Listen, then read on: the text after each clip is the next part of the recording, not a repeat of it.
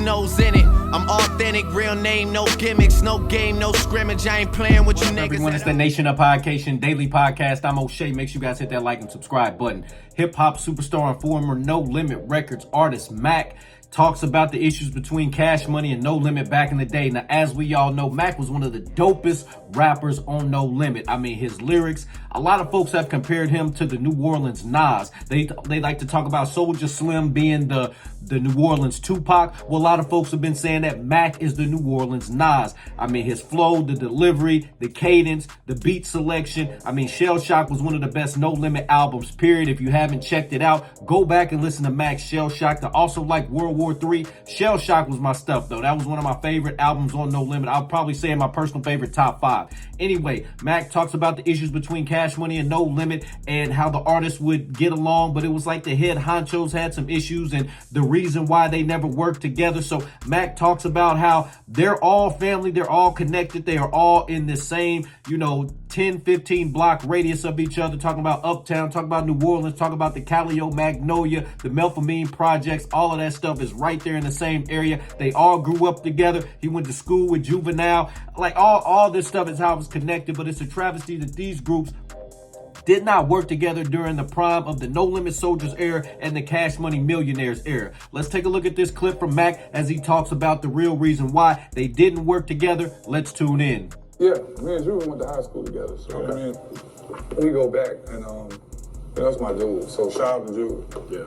America, you were lied to. We're all from like a little area that's we all families intertwined. This one's kin to him, that one's kin. I mean, we're too close in proximity to be actual enemies like that. You may have had somewhere in the back, you may have had an issue with 2 people. You know what I mean? One here and one there. And from there, it just kind of, I think the legend of it was bigger than the actual confrontation, whatever that was. But as far as the artists, we all know each other. I was with Cash Money before I came to No Limit. Yeah. I literally introduced C-Murder to BG.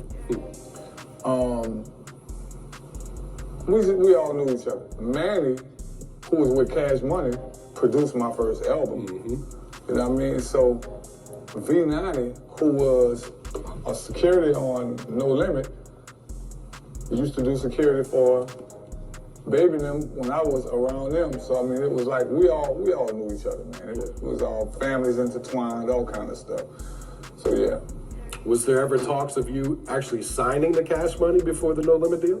Yeah, there was talks of it, but at the time I was entertaining options from a couple different labels at the time. I was actually signed to a record label when I was hanging with Cash Money at the time. I was signed to another label with me and my homegirl Storm, and I was just weighing my options of which situation I felt was the best for me. And my decision to go with No Limit was based on the fact that nobody on No Limit sounded like me, and I wanted to stick out like a sore thumb. So that's pretty much why I made that decision. All right, Nation, there you have it. So you got Mac talking about the issues between No Limit and Cash Money. It was more media than it was them actually having issues. He said there was 2 folks on either side that had their own issues, and the rest of the artists, they all got along. Like I said, he introduced BG and C-Murder.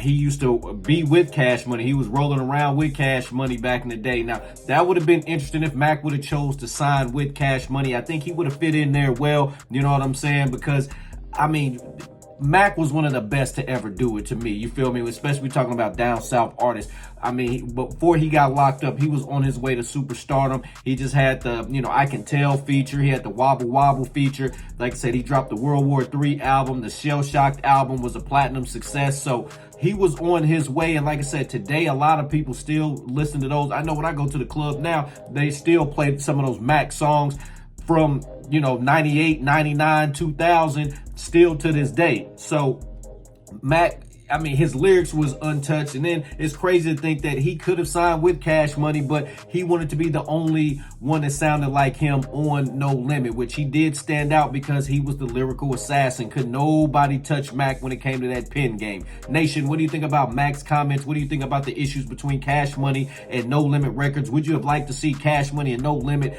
combine together, do some sort of collab album back in the day? I personally would have. Just think we could have got Master P featuring the Hot Boys, Master P featuring Juvenile, Juvenile featuring the 504 Boys, Manny Fresh and KLC working together to do the beats. You could have had the Big Timers featuring the Tank Dogs. You could have had Fiend featuring Turk. You could have had BG featuring Soulja Slim and C Murder. You could have had Lil Wayne, Juvenile, and Mystical on the track. I mean, all the different combinations. You could have had Turk, Juvenile, and Mia X together. Just all of the different combinations of artists that you could have had in music that we kind of missed out on just due to the two label heads having their issues. Crazy, crazy stuff. Nation, what do you think about Mac's comments? Let me know in the comment section down below. Make sure you all hit that like and subscribe button on your way out. Nose in it. I'm authentic, real name, no gimmicks, no game, no scrimmage. I ain't playing with you niggas at all.